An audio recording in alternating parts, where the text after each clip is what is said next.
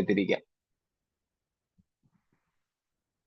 മഹാകാരുണ്യവാനായ ദൈവത്തെ സ്തുതിച്ച് വാഴ്ത്തുന്നു. സർവജ്ഞാനിയായ നമ്മുടെ കർത്താവിന്റെ സന്നിധിയിൽ നമുക്ക് ഒരുമിച്ച് ഇന്ന് രാത്രിയിലും വെളിപ്പാട് പുസ്തക പഠനത്തിനായി കൂടി വരുവാൻ ദൈവം ഇടയാക്കിയല്ലോ.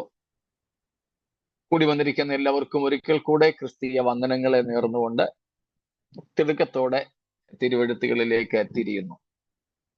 നമ്മൾ ഇന്നലെയും പഠിച്ച് ചിന്തിച്ചത് ഓർമ്മ കാണുമല്ലോ. വെളിപ്പാട് പുസ്തകം 19 അധ്യായത്തിന്റെ 7, 8, 9 വാക്യങ്ങളാണ്. നാം സന്തോഷിച്ച് ഉല്ലസിച്ച് നമ്മുടെ ദൈവത്തിന് മഹത്വം കൊടുക്കാൻ. അതിനുള്ള കാരണങ്ങൾ നമ്മൾ ആവർത്തിച്ച് കണ്ടു. യഹൂദ വിവാഹ പശ്ചാത്തലത്തിൽ നിന്ന് യേശു കർത്താവ് പഠിപ്പിച്ച ഉപമകളുടെയും ഒക്കെ സഹായത്തോടെയും നമ്മൾ ക്രിസ്തുവിന്റെ അല്ലെങ്കിൽ കുഞ്ഞാടിന്റെ കല്യാണത്തെക്കുറിച്ച് ഇന്നലെയും ചിന്തിച്ചു. അതേപ്പറ്റി ചോദ്യങ്ങൾക്കൊന്നും അവസരം ഇന്നലെ ഉണ്ടായില്ല. ഇന്നലെ വരെ നമ്മൾ ചിന്തിച്ചതിൽ എന്തെങ്കിലും ചോദ്യങ്ങൾ അവശേഷിക്കുന്നെങ്കിൽ സ്വാഗതം, ഇല്ലെങ്കിൽ നമുക്ക് മുൻപോട്ട് പോകാം.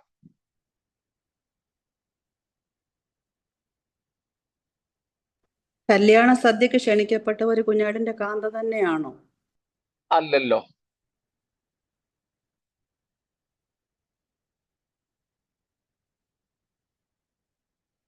അതുകൊണ്ടാ പണ്ടൊരാള് കല്യാണത്തെ കുറിച്ച് പറഞ്ഞത്, കല്യാണം എന്ന് പറഞ്ഞാൽ 2 പേരെ ഒഴിച്ച് ഉണ്ണുക എന്ന ഏക ലക്ഷ്യത്തോടുകൂടെ വരുന്ന ഒരു സമൂഹത്തിന്റെ ഒരു സാമൂഹിക പരിപാടിയാണ് കല്യാണം. എന്ന് വെച്ചാൽ 2 പേർക്കേ ഉള്ളൂ അന്ന് ഭക്ഷണത്തെ കുറിച്ച് വലിയ ചിന്തയൊന്നും ഇല്ലാത്തത്. ബാക്കിയുള്ളവരെല്ലാവരും എന്തിനു വരുന്നതാ? അവർക്ക് ഭക്ഷണത്തെ കുറിച്ച് മാത്രമേ ഉള്ളൂ. ഇവന് ശുശ്രൂഷകൾ പോലും അവർക്കൊരു വിഷയമല്ല. എന്ന് പറഞ്ഞതുപോലെ ക്ഷണിക്കപ്പെടുന്നവർ വേറെ. അത് നമ്മൾ പഠിച്ചായിരുന്നല്ലോ. ക്ഷണിക്കപ്പെടുന്നവർ 2-3 കൂട്ടരുണ്ടെന്ന് നമ്മൾ കണ്ടിരുന്നു. അത് കാന്തയല്ല, തോഴിമാരും സ്നേഹിതരെന്ന് പറഞ്ഞു. അതെ അതെ.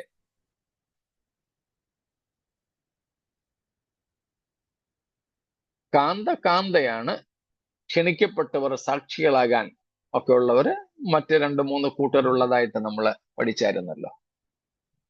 മഹാപീഡനകാല വിശുദ്ധന്മാരും പഴയ നിയമകാല വിശുദ്ധന്മാരും. ഇവൻ ദൈവം ഇസ്രായേൽ സമൂഹത്തെ വാർത്തെടുക്കുന്നതിന് മുമ്പ് തന്നെ ഇസ്രായേൽ സമൂഹത്തിന് പുറത്തുമുണ്ടായിരുന്ന വിശുദ്ധന്മാരും എന്ന 3 ഗണത്തിൽപ്പെടുത്തി നമ്മൾ അവരെ കുറിച്ച് പഠിച്ചു. കാന്തയും ക്ഷണിക്കപ്പെടുന്നവരും 2-2. ഓക്കെ. പക്ഷെ ഞാൻ ഇല്ലാത്ത ദിവസത്തെ ഒരു റെക്കോർഡിങ് കേട്ടത്, ആർക്കും അനുഷ്ഠിക്കാൻ കഴിയാത്ത ന്യായപ്രമാണം വാങ്ങിച്ച മോശയ്ക്കും സ്നാപക യോഹന്നാനും പോലും അനുഷ്ഠിക്കാൻ കഴിയാത്ത ന്യായപ്രമാണം അത് അറിഞ്ഞുകൊണ്ട് തന്നെ ദൈവം കൊടുത്തെന്ന് പറയുന്നു. അപ്പം അതിന്റെ ഉദ്ദേശം എന്തുമായിരിക്കും? അനുഷ്ഠിക്കാൻ പറ്റത്തില്ലെന്ന് അറിഞ്ഞുകൊണ്ട് തന്നെ ദൈവം കൊടുത്തത്. അതെ, അറിഞ്ഞുകൊണ്ട്. ദൈവത്തിന് അറിയായിരുന്നു ആരും അനുഷ്ഠിക്കത്തില്ലെന്ന്. എന്തിനാ കൊടുത്തത്? നമ്മള് മറ്റു പല സമയങ്ങളിൽ അതിന്റെ ഉത്തരം കണ്ടെത്തിയിട്ടുണ്ട്. റോമാലേഖനത്തിൽ നിന്നും ഗലാത്യ ലേഖനത്തിൽ നിന്നും. എന്തിനു വേണ്ടിയായിരുന്നു? അനുസരണക്കേടിൽ എല്ലാവരെയും അടയ്ക്കാൻ വേണ്ടി. അതെ. ഗലാത്യ ലേഖനം 3-ാമത്തെ അധ്യായം, മുകളിൽ നിന്ന് പല വാക്യങ്ങൾ ഉണ്ടെങ്കിലും അതിന്റെ 22-ാമത്തെ വാക്യം വായിച്ചോ. അല്ല, 21-ഉം 22-ഉം വായിച്ചു. 21 and 22. Is the law then contrary to the promises of God? Certainly not. For if a law had been given that could give life, then righteousness would indeed be by the law.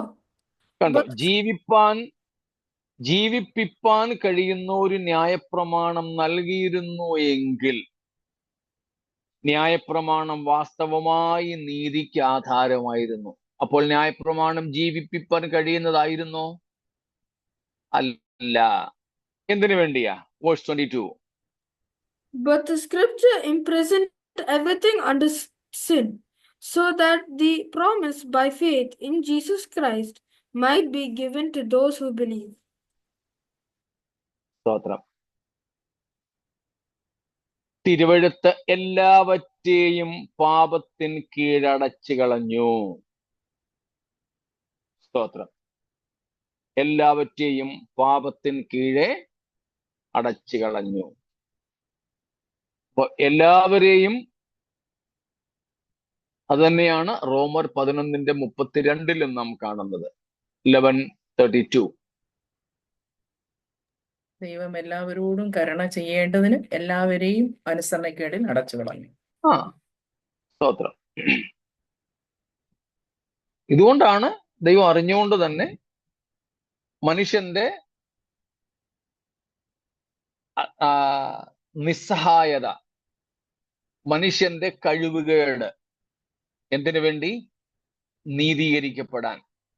എന്തിനു വേണ്ടി? ദൈവത്തെ പ്രസാദിപ്പിക്കാൻ. എന്തിനു വേണ്ടി? പാപമോചനം പ്രാപിക്കുവാൻ ഉള്ള മനുഷ്യന്റെ കഴിവുകേട് വെളിപ്പെടുത്തി കൊടുക്കേണ്ടതിന് മനുഷ്യന് പൂർത്തീകരിപ്പാൻ ഒക്കാത്ത ന്യായപ്രമാണം അറിഞ്ഞുകൊണ്ട് തന്നെ ഏൽപ്പിച്ചു. സകല മനുഷ്യരെയും പാപത്തിന് കീഴെ അടച്ചു. സകല മനുഷ്യരെയും അനുസരണക്കേടിൽ അടച്ചു കളഞ്ഞു. അതുകൊണ്ട് സകല മനുഷ്യർക്കും യേശുക്രിസ്തുവിങ്കലുള്ള വിശ്വാസത്താൽ നീതി ലഭിക്കുന്നു.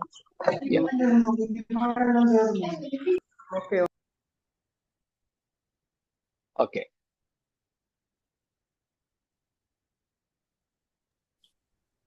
അതുപോലെ പാസ്റ്ററെ, ഇതുമായിട്ട് ബന്ധപ്പെട്ടൊരു വാക്യമാണോ എസെക്കിയേൽ പ്രവചനം 20 കിടക്കുന്നത്? ഞാൻ അവർക്ക് കൊള്ളരുതാത്ത ചട്ടങ്ങളെയും ജീവരക്ഷ പ്രാപിപ്പാൻ ഉതകാത്ത വിധികളെയും കൊടുത്തെന്ന് പറയുന്നത്. ഇതുമായിട്ട് എന്തെങ്കിലും? യെഹെസ്കേല് 20:25.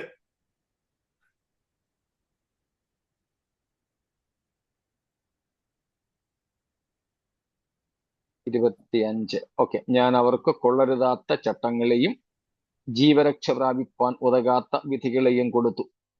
ഞാൻ യഹോവ എന്ന് അവർ അറിവാൻ തക്കവണ്ണം ഞാൻ അവരെ ശൂന്യമാക്കേണ്ടതിന് അവർ എല്ലാ കടിഞ്ഞൂലുകളെയും അഗ്നിപ്രവേശം ചെയ്യിച്ചതിൽ ഞാൻ അവരെ അവരുടെ സ്വന്തം വഴിപാടുകളാൽ അശുദ്ധമാക്കി. അതുകൊണ്ട് ദൈവം പറയുന്നു 27-ാമത്തെ വാക്യത്തിൽ, മനുഷ്യപുത്ര, നീ ഇസ്രായേൽ ഗൃഹത്തോട് പറയേണ്ടതെന്നാൽ യഹോവ കർത്താവ് ഇപ്രകാരം അരുളി ചെയ്യുന്നു, നിങ്ങളുടെ പിതാക്കന്മാർ എന്നോട് ദ്രോഹം ചെയ്തിരിക്കുന്നതിൽ എന്നെ ദുഷിക്കുകയും കൂടെ ചെയ്തിരിക്കുന്നു. അവിടെയും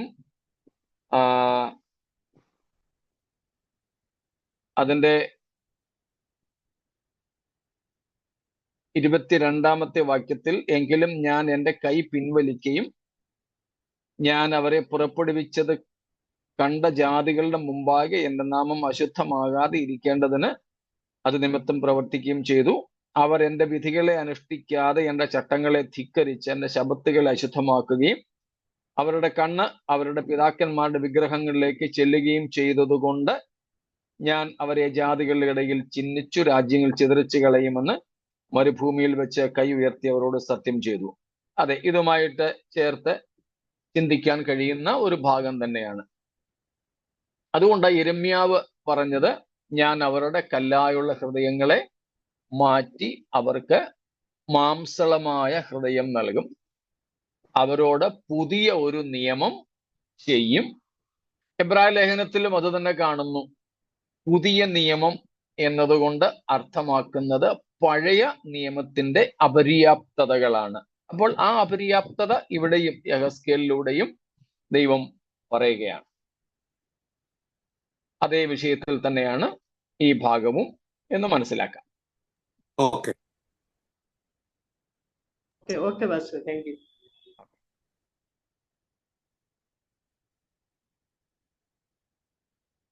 ശരി, എങ്കിൽ നമുക്ക് അടുത്ത ഭാഗത്തേക്ക് പോകാം. അതേ വാക്യങ്ങളിൽ തന്നെ നമ്മൾ ഇതുവരെ കണ്ടുകൊണ്ടിരുന്നത് the church, his wife has made herself ready. കാന്തയും തന്നെ താൻ ഒരുക്കിയിരിക്കുന്നു എന്നുള്ള ഭാഗമാണ് നമ്മൾ കണ്ടുകൊണ്ടിരുന്നത്. സ്തോത്രം. അതെങ്ങനെയെന്നുള്ളതിനെ കുറിച്ചുള്ള വിവരണങ്ങൾ നമ്മൾ കഴിഞ്ഞ ആഴ്ചകളിലായിട്ട് കണ്ടു. ഒത്തിരി കാര്യങ്ങൾ കണ്ടല്ലോ. അപ്പോൾ വിശുദ്ധ ജീവിതവുമായി ബന്ധപ്പെട്ടതാണ് എന്ന് നമ്മൾ മനസ്സിലാക്കി. അത് എങ്ങനെയാണ് സഭ തന്നെത്താൻ ഒരുക്കിയിരിക്കുന്നത്? നമ്മളതിൻ്റെ 8-ാമത്തെ വാക്യത്തിൽ വായിക്കുന്നുണ്ട്. അവൾക്ക് ശുദ്ധവും ശുഭ്രവുമായ വിശേഷ വസ്ത്രം ധരിപ്പാൻ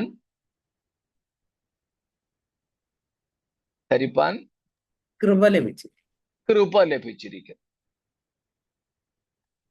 ആ വിശേഷ വസ്ത്രം എന്താണെന്നും പറയുന്നു. വിശുദ്ധന്മാരുടെ നീതി പ്രവർത്തികൾ തന്നെ. രണ്ടാശയങ്ങൾ അവിടെയുണ്ട്. ഒന്ന്, നമ്മൾ ഇതുവരെ നോക്കിക്കൊണ്ടിരുന്ന, എത്ര കാര്യങ്ങൾ പറഞ്ഞു എന്ന് എനിക്കറിയില്ല, എണ്ണമിട്ട്.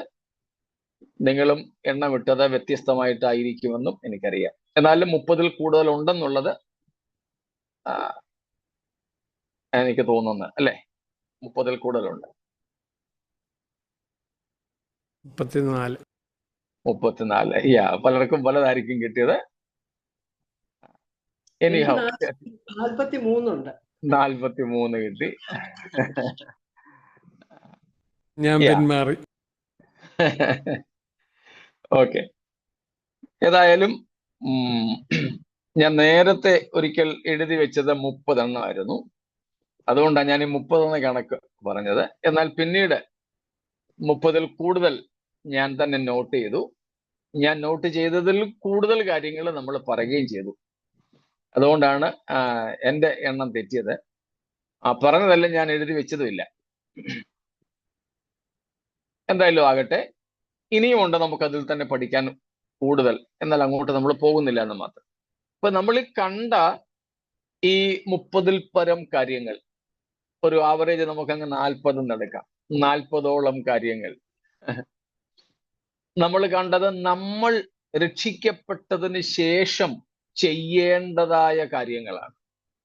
നമ്മുടെ ജീവിതത്തിൽ അനുവർത്തിക്കേണ്ടതായ കാര്യങ്ങളാണ്. അതിനാധാരം ഇപ്പോൾ നമ്മൾ 8-ാമത്തെ വാക്യത്തിൽ കണ്ട കാര്യമാണ്. സഭയുടെ, കാന്തയുടെ ശുദ്ധവും ശുഭ്രവുമായ വിശേഷ വസ്ത്രം എന്താണ്? അവളുടെ റൈറ്റസ് ആക്ട്സ്, നീതി പ്രവർത്തികൾ തന്നെ.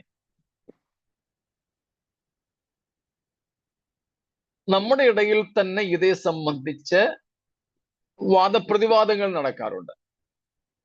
നമ്മളിപ്പോൾ പഠിച്ചതുപോലെയുള്ള, നമ്മൾ ചെയ്യേണ്ട ഇന്ന കാര്യങ്ങൾ ചെയ്യണം, ചെയ്തുകൊണ്ട് കർത്താവിൻ്റെ വരവിനായിട്ടൊരുങ്ങണം, ക്രിസ്തുവിന്റെ കാന്ത എന്ന നിലയിൽ വിവാഹത്തിന് നമ്മെ തന്നെ ഒരുക്കണം എന്ന് പറഞ്ഞതിനോട് വിയോജിപ്പുള്ള പ്രസംഗകരും വേദാധ്യാപകരും ഉണ്ട്.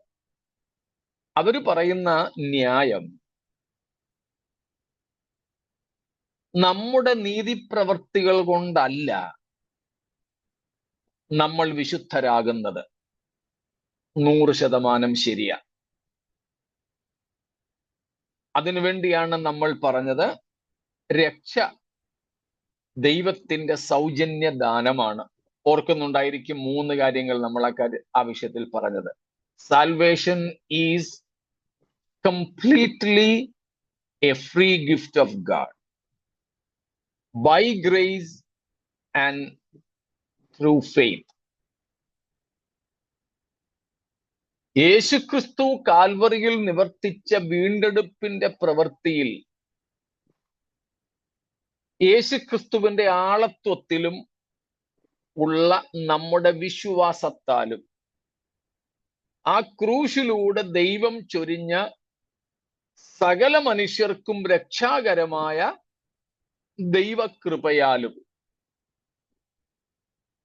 ദൈവം നമുക്ക് സൗജന്യ ദാനമായിട്ടാണ് രക്ഷ തരുന്നത്. 100% അത് തന്നെ.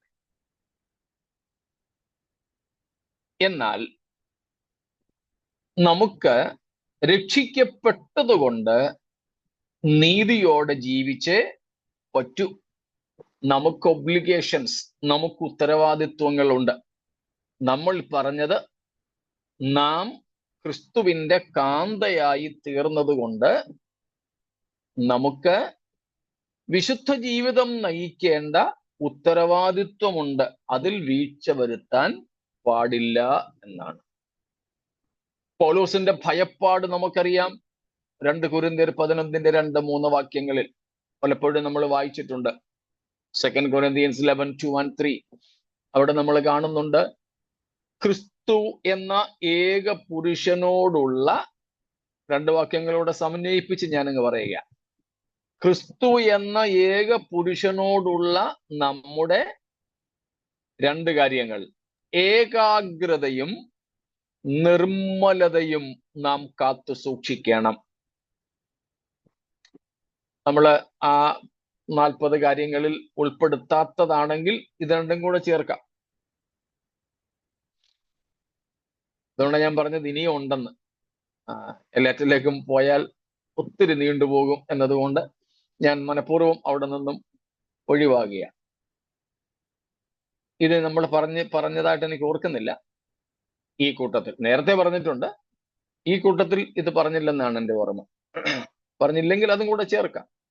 ക്രിസ്തുവിനോടുള്ള ഏകാഗ്രത, ക്രിസ്തുവിനോടുള്ള നിർമ്മലത നമ്മൾ കാത്തു സൂക്ഷിച്ചേ പറ്റൂ. സ്തോത്രം. സിംഗിൾ മൈൻഡഡ്നെസ് ടുവേർഡ്സ് ക്രൈസ്റ്റ്, ക്രിസ്തുവിനോടുള്ള ഏകാഗ്രത, നിർമ്മലത, പ്യൂരിറ്റി, ക്രിസ്തുവിന് വേണ്ടി മാത്രമായി നമ്മൾ നമ്മളെ സൂക്ഷിക്കുക എന്നുള്ളതാണ്. അത് നമ്മുടെ കടമയാണ്, അത് നമ്മുടെ ഉത്തരവാദിത്വമാണ്. ചെയ്തേ പറ്റൂ. നമ്മുടെ മനസ്സ് അവിടെയും ഇവിടെയും പതറാനും പരതാനും ഇടയാകരുത്, പാടില്ല. ക്രിസ്തു എന്ന ഏകാഗ്രത ആ മണവാട്ടിക്കൊച്ചിനത് മാത്രമേ ഉള്ളൂ. അവൾ കിടന്നുറങ്ങുമ്പോഴും അവളുടെ ശ്രദ്ധ മുഴുവനും ആർപ്പുവിളി കേൾക്കുന്നുണ്ടെന്നാണ് ഇന്നലെ നമ്മൾ പറഞ്ഞതുപോലെ.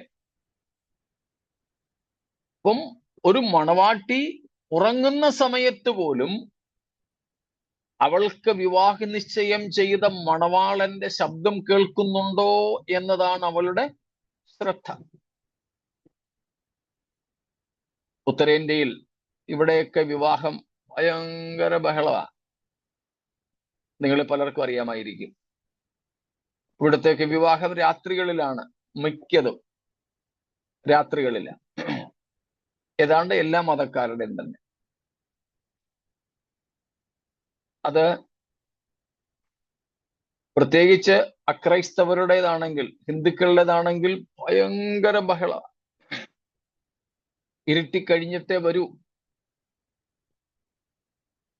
അവരുടെ പണത്തിന്റെ അനുസരിച്ച് ലൈറ്റുകൾ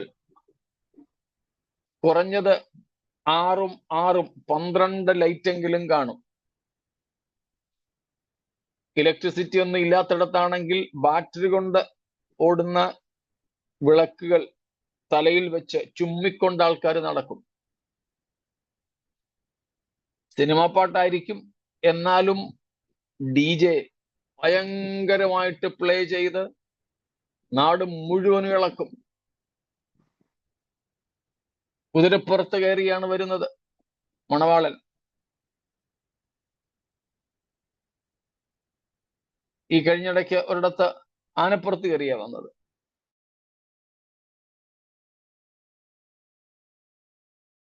പുറത്ത രാജാവ് എന്ന നിലയിൽ ഭയങ്കര ബഹളമാ. അപ്പം അങ്ങ് ദൂരെ 1-1.5 കിലോമീറ്റർ എങ്കിലും ദൂരെ ഇരിക്കുന്ന മണവാട്ടി പെൺകുട്ടിക്ക് അറിയാം മണവാളൻ വന്നു. അതിനിവിടെ പറയുന്നത് ബറാത്ത് വരിക എന്ന. ബറാത്ത്, ഈ ചെറുക്കൻ കൂട്ടര് ഈ ബാൻഡ് മേളത്തോടെ ലൈറ്റോടുകൂടെ അവന്റെ മുമ്പിൽ ആൾക്കാര് ഡാൻസ് ഒക്കെ കളിച്ച് അവനെ വെഞ്ചാമരം ഒക്കെ വീശി ഇങ്ങനെ വരുന്നതിന് ബറാത്ത് വരിക എന്നാ പറയുന്നത്. ആ ബറാത്തികളുടെ ശബ്ദം അങ്ങ് ദൂരെ അമ്മയുടെ വീട്ടിൽ ഒരുങ്ങിയിരിക്കുന്ന മണവാട്ടി പെൺകുട്ടിക്ക് കേൾക്കാം. അവളുടെ ശ്രദ്ധ മറ്റൊന്നിലേക്കുമല്ല, ആ ശബ്ദം അടുത്തടുത്തടുത്ത് വരുന്നതിനാണ്. ആ ശബ്ദം അടുത്തു വരുംതോറും അവൾക്ക് മനസ്സിലാകും മണ്ഡപത്തിലേക്ക് അവൾക്ക് എത്താനുള്ള സമയമായി എന്ന്. വേറെ ഒന്നും അവൾക്ക് ശ്രദ്ധയില്ല, വേറെ ഒന്നുമില്ല. ആ ഒരു ഏകാഗ്രത അത് നമ്മുടെ കടമയാണ്. വിവാഹ നിശ്ചയം ചെയ്യപ്പെട്ട മണവാട്ടി എന്ന നിലയിൽ ഉള്ള മനസ്സങ്ങുമിങ്ങും പോകാൻ പാടില്ല. സ്തോത്രം. ഏകാഗ്രതയോടെ, നിർമ്മലതയോടെ, പ്യൂരിറ്റി. ഹൃദയം വേറെ ആർക്കും പങ്കുവെക്കാൻ പാടില്ല. വികാരങ്ങൾ വേറെ ആരുമായും പങ്കുവെക്കാൻ പാടില്ല. ക്രിസ്തുവിന് വേണ്ടി മാത്രം അത് ഡെഡിക്കേറ്റഡ് ആയിരിക്കണം, സമർപ്പിതമായിരിക്കണം. അപ്പോൾ ഈ രണ്ടാശയങ്ങൾ, ഒന്ന് നമ്മൾ തന്നെ നമ്മെ സൂക്ഷിക്കേണ്ടതായ, വിശുദ്ധിയെ തികയ്ക്കേണ്ടതായ ഉത്തരവാദിത്വമുണ്ട് എന്ന ആശയം. രണ്ടാമത്തെ ആശയം, നാം സ്വയമായി ഇതെല്ലാം ചെയ്യുവാൻ അപ്രാപ്തരാണ് എന്ന തിരിച്ചറിവ്. പിന്നെ എല്ലാം ദൈവത്തിന്റെ ദാനമാണ് എന്ന തിരിച്ചറിവ്. ഇത് രണ്ടും ഒരുമിച്ച് ബാലൻസ്ഡ് ആയിട്ട് കൊണ്ടുപോകണം. ഇതിൽ ഏതെങ്കിലും ഒരു ഭാഗത്തേക്ക് മാത്രം കൂടുതൽ ചാഞ്ഞാൽ ഉപദേശപശകാവും. ഇത് രണ്ടും കൂടെ ഒരുമിച്ച് നമുക്ക് കൊണ്ടുപോകണം. എന്തൊക്കെ? കാന്ത കല്യാണത്തിന് വേണ്ടി ഒരുങ്ങുന്നത്, ഒന്ന് ദൈവത്തിന്റെ ദാനവും, രണ്ട് അവളുടെ കടമയും ഉത്തരവാദിത്വവും ആണ് എന്ന രണ്ട് ആശയങ്ങളെ സമന്വയിപ്പിച്ച് കൊണ്ടുപോയെങ്കിലേ പറ്റുകയുള്ളൂ. അത് ഈ 8-ാം വാക്യത്തിൽ തന്നെ ഉണ്ട്. ഒന്നും കൂടെ 8-ാം വാക്യം വായിച്ചാട്ടെ. 19:8, 19:8. It was granted her to clothe herself with It fine was linen. granted. It was granted. അതാണ് 1-ാം ഭാഗം. Even that was a grant. അതുപോലും അവൾക്ക് കൃപ ലഭിച്ചിരിക്കും.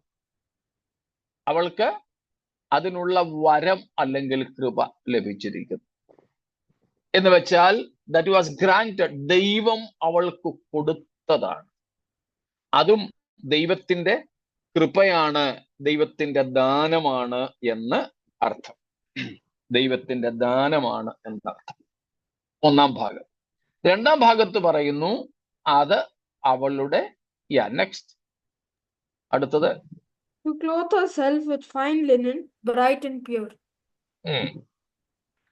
For the fine linen is the righteous deeds of the saints. righteous deeds of the saints.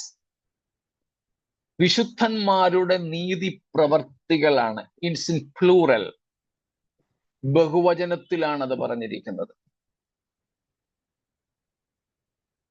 നമ്മുടെ ഉത്തരവാദിത്വം എന്ന നിലയിൽ അതിനെ മനസ്സിലാക്കാത്ത വ്യാഖ്യാതാക്കൾ ഇത് ക്രിസ്തുവിന്റെ നീതിയാണെന്ന് വ്യാഖ്യാനിച്ചു വിടും.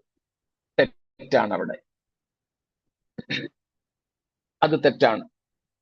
ഇവിടെ പറയുന്ന ലിനൻ, പ്യുവർ ലിനൻ, ഇവിടെ പറയുന്ന വിശേഷ വസ്ത്രം, നീതിവസ്ത്രം, എന്നുള്ളത് ക്രിസ്തുവിന്റെ ഇംപ്യൂട്ടഡ് റൈച്ചസ്നെസ് അല്ല. ക്രിസ്തുവിന്റെ നമ്മുടെ മേൽ കണക്കിട്ട നീതി അല്ലിത്. കണക്കിട്ട നീതിയാണെങ്കിൽ ഒന്ന്, അത് ഏകവചനമാണ്, ആയിരിക്കണം. രണ്ട്, അത് ക്രിസ്തുവിൻ്റേത് എന്ന് പറഞ്ഞേനെ.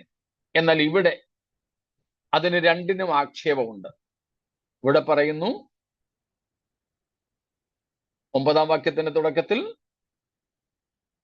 Pure linen is the righteous deeds of the saints. അതെന്താണ് ഈ വിശുദ്ധ വസ്ത്രം, ഈ വിശേഷ വസ്ത്രം? വിശുദ്ധന്മാരുടെ നീതി പ്രവർത്തികൾ. ക്രിസ്തുവിൻ്റെതാണോ? അല്ല, വിശുദ്ധന്മാരുടേതാണ്.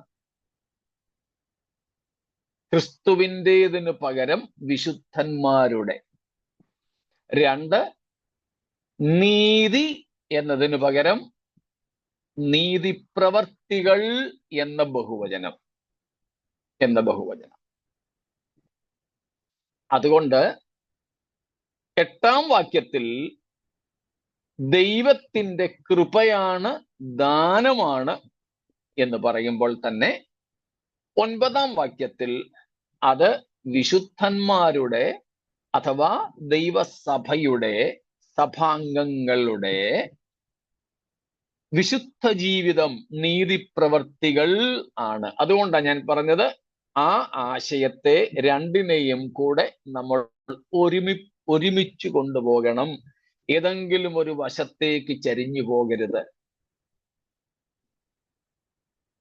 തീർച്ചയായും നമ്മുടെ വിശ്വാസ ജീവിതത്തിന്റെ തുടക്കം എന്ന് പറയുന്നത്, ഇന്നലെ നമ്മൾ കണ്ടതുപോലെ, നമ്മുടെ വിവാഹത്തിന്റെ, യഹൂദ വിവാഹത്തിന്റെ ആരംഭം എന്ന് പറയുന്നത് മണവാളൻ അപ്പന്റെ വീട്ടിൽ നിന്ന് മണവാട്ടിയുടെ വീട്ടിൽ വന്ന് മണവാട്ടിക്ക് വേണ്ട ബ്രൈഡ് മണി, പർച്ചേസ് പ്രൈസ്, സ്ത്രീധനം നൽകുന്നതാണെന്ന് നമ്മൾ കണ്ടു. ഇന്നലെ നമ്മൾ കണ്ടു, ആ നമ്മുടെ വീണ്ടെടുപ്പിന് വേണ്ടി മണവാളൻ കൊടുത്ത വില, അതിന്റെ പരമകാഷ്ഠ ക്രൂശിൽ ചൊരിഞ്ഞ രക്തമാണ്.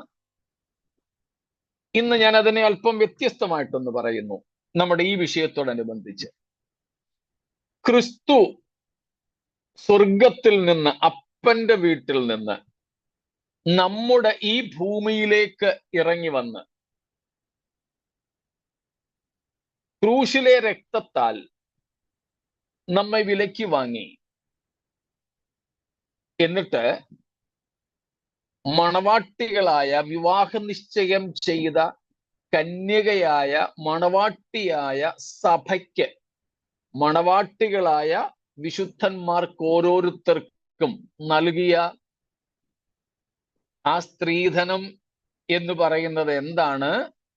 ഈ വിഷയത്തോടനുബന്ധിച്ച് ഞാൻ പറയട്ടെ, അത് ക്രിസ്തുവിന്റെ നീതിയാണ്. നമ്മൾ നേരത്തെ ചിന്തിച്ചിട്ടുള്ളതുപോലെ, പാപികളായിരുന്ന നമ്മൾ ദൈവത്തിന്റെ തിരുമുമ്പാകെ നീതി വസ്ത്രം നഷ്ടപ്പെട്ട് നഗ്നരായി തീർന്നവരായിരുന്നു. നമ്മൾ പാട്ടും പാടാറുണ്ട്, നഗ്നൻ ഞാൻ നിൻ വസ്ത്രം താ.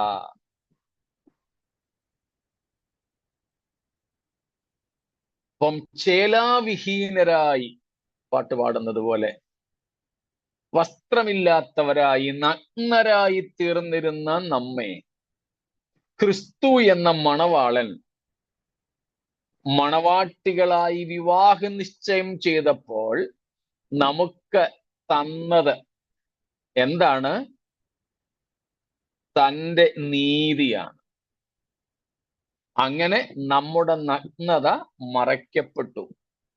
നമ്മൾ ആരായി മാറി? നീതിമാന്മാരായി മാറി. നമ്മുടെ നീതി കൊണ്ടാണോ? അല്ല. ക്രിസ്തുവിന്റെ നീതി നമ്മുടെ പേരിൽ കണക്കിട്ടതുകൊണ്ട് അതിനെയാണ് നമ്മൾ ഇംപ്യൂട്ടഡ് റൈച്ചസ്നെസ് എന്ന് വിളിക്കുന്നത്.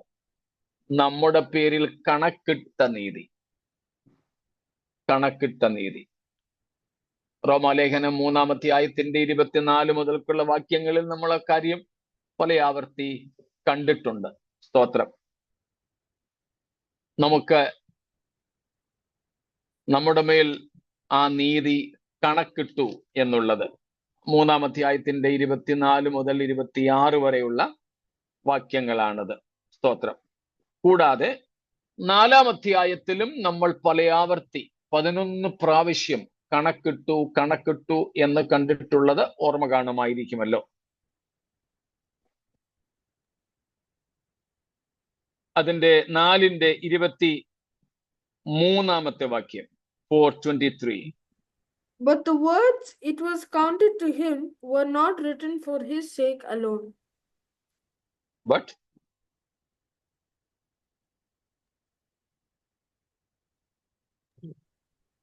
നമ്മെ വിചാരിച്ചും കൂടെയാകുന്നു. But regarding us also. കണക്കിട്ടു, അവന് കണക്കിട്ടു എന്ന് എഴുതിയിരിക്കുന്നത് അവനെ വിചാരിച്ചു മാത്രമല്ല, നമ്മെ വിചാരിച്ചും കൂടെ ആകുന്നു. നമ്മുടെ അതിക്രമങ്ങൾ നിമിത്തം മരണത്തിന് ഏൽപ്പിച്ചും. 24-ാം വാക്യമാണ്. നമ്മുടെ നീതീകരണത്തിനായി ഉയർപ്പിച്ചുമിരിക്കുന്ന നമ്മുടെ കർത്താവായ യേശുവിനെ മരിച്ചവരിൽ നിന്ന് ഉയർപ്പിച്ചവനിൽ വിശ്വസിക്കുന്ന നമുക്ക് കണക്കിടുവാനുള്ളത് ആകയാൽ തന്നെ. അപ്പോൾ യേശുക്രിസ്തുവിൽ ദൈവത്തിൽ അല്ലെങ്കിൽ ക്രൂശിൽ നിവർത്തിച്ച രക്ഷണ്യ പ്രവൃത്തിയിൽ വിശ്വസിക്കുന്ന നമുക്ക് ക്രിസ്തുവിന്റെ നീതി കണക്കിടുന്നു. അപ്പോൾ മണവാളൻ ഈ ഭൂമിയിലേക്ക് വന്ന് നമുക്ക് നൽകിയത് എന്താണ്? സ്ത്രീധനമായി നൽകിയത്. ഒരർത്ഥത്തിൽ ഇന്നലെ നമ്മൾ കണ്ടു, വീണ്ടെടുപ്പുമായി ബന്ധപ്പെട്ട് നമ്മുടെ യേശുവിന്റെ രക്തം നമുക്ക് വേണ്ടി നൽകി. അതിനു മുമ്പ് കർത്താവ് നമുക്ക് വേണ്ടി കൊടുത്ത വിലയുടെ വിശാലതയും നമ്മൾ ഇന്നലെ കണ്ടു. ഇപ്പോൾ നമ്മൾ കണ്ടത് നമ്മുടെ വിഷയത്തോടനുബന്ധിച്ച് എന്താണ് കർത്താവ് തന്നത്? സ്തോത്രം. തൻ്റെ നീതി വസ്ത്രം. Praise God. The robe of righteousness. Yes, of course. സ്തോത്രം. യെശയ്യാ 61-ന്റെ 11 വാക്യങ്ങളിൽ നാം കാണുന്നത് പോലെ. സ്തോത്രം. അപ്പൊ നീതി വസ്ത്രം. Jesus came as the groom. He betrothed us unto himself, seeing our nakedness. He was moved by compassion and he clothed us with his own robe of righteousness. കർത്താവ് വന്നു ഭൂമിയിൽ, നമ്മെ തനിക്ക് വേണ്ടി വിവാഹ നിശ്ചയം ചെയ്തു. എന്നാൽ വസ്ത്രഹീനരായിരുന്ന നമ്മോട് കരുണ തോന്നിയിട്ട് അവൻ നമുക്ക് തൻ്റെ വസ്ത്രം തന്നു, തൻ്റെ പുതപ്പ് നമ്മുടെ മേലിട്ടു. ആ പുതപ്പിന്റെ പേര് നീതി എന്നാണ്. അങ്ങനെയാണ് നാം നീതിമാന്മാരായത്, അല്ലാതെ ന്യായപ്രമാണത്തിന്റെ പ്രവർത്തികളാൽ അല്ല. അങ്ങനെ നമ്മൾ നീതീകരിക്കപ്പെട്ടു. നമ്മൾ നീതി വസ്ത്രം ധരിച്ചു. സ്തോത്രം. എന്നാൽ അത് മാത്രമല്ല, കൂടാതെ എന്തും കൂടെ ഉണ്ട്. അങ്ങനെ നീതീകരിക്കപ്പെട്ട അനന്തരം പിന്നെ നമ്മുടെ ജീവിതം എന്തായിത്തീരണം? A series of righteous acts. നീതി പ്രവർത്തികളുടെ ഒരു പിന്തുടർച്ചയാകണം പിന്നീട് നമ്മുടെ ജീവിതം. രക്ഷിക്കപ്പെട്ട അന്ന് നമുക്ക് ലഭിച്ച ക്രിസ്തുവിന്റെ നീതിവസ്ത്രം മാത്രം പോരാ. ആ നീതിവസ്ത്രം ധരിച്ചുകൊണ്ട് നീതിപ്രവർത്തികളിൽ മുന്നേറുന്ന വിശുദ്ധ ജീവിതം ദൈവസഭയ്ക്ക് നയിച്ചേ പറ്റൂ.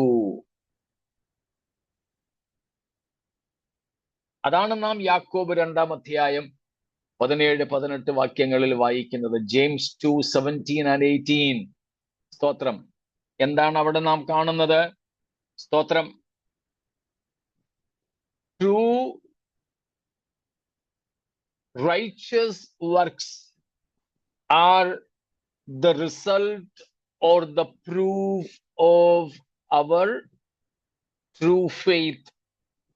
യഥാർത്ഥ വിശ്വാസത്തിന്റെ അനന്തര ഫലമാണ് നമ്മുടെ നീതിപ്രവർത്തികൾ. നാം രക്ഷിക്കപ്പെട്ടു എങ്കിൽ അതിനനുസൃതമായ ഫലം പുറപ്പെടുവിക്കണം. അതാണ് നീതിപ്രവർത്തികൾ. സ്തോത്രം. അതാണ് നീതിപ്രവർത്തികൾ. എന്നാൽ ഈ വിശ്വാസം ദൈവത്തിന്റെ ദാനമാണെന്ന് തിരുവെഴുത്ത് പഠിപ്പിക്കുന്നു. So James said, true righteous works are the proof or the result of our faith. At the same time, the Bible says our faith itself is God's gift. വിശ്വാസത്തിന്റെ ഫലമാണ് അല്ലെങ്കിൽ തെളിവാണ് നമ്മുടെ നീതിപ്രവർത്തികൾ. യാക്കോബ് 2-ൽ നമ്മൾ വായിക്കുന്നു 17-18 വാക്യങ്ങൾ. അപ്പോൾ തന്നെ ആ വിശ്വാസം പോലും എന്താണ്? ദൈവത്തിന്റെ ദാനമാണ്. ദൈവത്തിന്റെ ദാനമാണ്. സ്തോത്രം. യോഹന്നാൻ 6-ാം അധ്യായം 44 മുതൽക്കുള്ള വാക്യങ്ങൾ. ജോൺ 6:44. സമയം നമ്മുടെ തീരുന്നത് കൊണ്ട് വായിപ്പിക്കുന്നില്ല, ഞാൻ അങ്ങ് പറഞ്ഞു വിടുന്നു. Also acts chapter 11:18 following.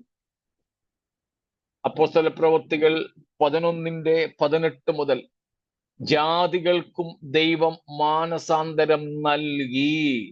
അപ്പോൾ മാനസാന്തരവും ദൈവത്തിന്റെ ദാനമാണ്. ദൈവത്തിന്റെ ദാനമാണ്. റോമാലേഖനം 12:3. റോമൻസ് 12:3. ഓരോരുത്തന് ദൈവം പകർന്ന വിശ്വാസത്തിന്റെ അളവ്. അപ്പോൾ ആ വിശ്വാസവും എന്താണ്? ദൈവം ഓരോരുത്തന് നൽകിയതാണ്. Faith itself is God's gift. Philippians 1:29. ഫിലിപ്പിയർ 1:29. ഇവിടങ്ങളിലെല്ലാം നമ്മൾ കാണുന്നത് വിശ്വാസവും ദൈവത്തിന്റെ ദാനമാണ്. നമുക്കും വിശ്വസിക്കുവാൻ ദൈവം ഭാഗ്യം നൽകി. അതുകൊണ്ടാണ് നാം 8-ാം വാക്യത്തിൽ വായിച്ചത്, അവൾക്ക് കൃപ ലഭിച്ചിരിക്കുന്നു. ഈവൻ നീതിപ്രവൃത്തികൾ ചെയ്യാൻ, വിശുദ്ധ ജീവിതം നയിക്കാൻ, പാപങ്ങളിൽ നിന്നും ഒഴിഞ്ഞിരിക്കുവാൻ, ക്രിസ്തുവിനോടുള്ള ഏകാഗ്രതയിൽ ജീവിക്കുവാൻ ദൈവം നമുക്ക് കൃപ നൽകി. അതും ദൈവത്തിന്റെ ദാനമാണ്, ദൈവത്തിന്റെ കൃപയാണ്, സ്വന്തം ശക്തി അല്ല. അപ്പോൾ എങ്ങനെയാണ് നാം ക്രിസ്തുവിന്റെ കാന്തയായി വിവാഹത്തിനായിട്ട് ഒരുങ്ങുന്നത്, കല്യാണത്തിനായി നമ്മളെ തന്നെ ഒരുക്കുന്നത്? ദൈവത്തിന്റെ ദാനമായി കൃപയാൽ നമുക്ക് ലഭിച്ച പരിശുദ്ധാത്മാവിന്റെ ശക്തിയാൽ ഈ ലോകത്തിന്റെ മാലിന്യങ്ങളിൽ നിന്നും ഒഴിഞ്ഞ് വിശുദ്ധ ജീവിതം നയിക്കുന്നതിനാലാണ്. മനസ്സിലായല്ലോ? സ്തോത്രം. ദൈവത്തിന്റെ ദാനമായി കൃപയാൽ ലഭിച്ച പരിശുദ്ധാത്മാവിന്റെ ശക്തിയാൽ ലോകത്തിന്റെ മാലിന്യങ്ങളിൽ നിന്ന് ഒഴിഞ്ഞ് വിശുദ്ധ ജീവിതം, നീതിയുള്ള ജീവിതം നയിക്കുന്നതിനാലാണ് നാം സഭ കുഞ്ഞാടിന്റെ കല്യാണത്തിനായി തന്നെത്താൻ ഒരുക്കുന്നത്. How we prepare ourselves as the Church of God for the marriage of the Lamb. It is by abstaining from or keeping ourselves away from the filthiness of this world, by and through the power of the Holy Spirit, received as a gift by His abundant grace, and leading a pure, holy, righteous life. സ്തോത്രം. അങ്ങനെയാണ് നാം ചെയ്യേണ്ടത്. അപ്പോൾ അവിടെയാണ് ഇതിന്റെ രണ്ടിന്റെയും കൂടെ സമന്വയം. എന്തിന്റെയൊക്കെ? ദൈവത്തിന്റെ ദാനം, നമ്മുടെ ഉത്തരവാദിത്വം. കണ്ടോ, രണ്ടും കൂടെ സമന്വയിപ്പിക്കപ്പെട്ടത്. God's gift, God's grace, also human responsibilities, human obligation. സ്തോത്രം. Do not avoid or despise human obligation by overstressing the grace of God and gift of God, or vice versa. രണ്ടിനെയും നമുക്ക് ഒരുമിച്ചെടുത്ത് കൊണ്ടുപോകാം. സ്തോത്രം. ഇത്രയും വ്യക്തമാണോ? എന്തെങ്കിലും ചോദ്യങ്ങൾ?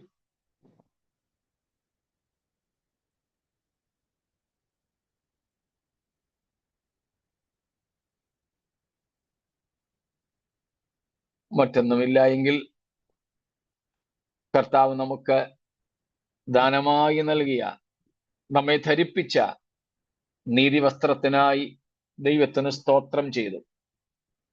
നമ്മുടെ ഉത്തരവാദിത്വങ്ങളിൽ നിന്നും ഒഴിയാതെ വിശുദ്ധ ജീവിതം ക്രിസ്തുവിലുള്ള ഏകാഗ്രതയോടെ നയിപ്പാനായി ഏൽപ്പിച്ചും കൊണ്ട് നമ്മുടെ കർത്താവിന്റെ വരവിനായി നമുക്ക് ഒരുങ്ങാം. അതിനായി നമുക്ക് നമ്മെ തന്നെ സമർപ്പിക്കാം. ഈ വചനങ്ങളാൽ ദൈവം നമ്മെ അനുഗ്രഹിക്കുമാറാകട്ടെ.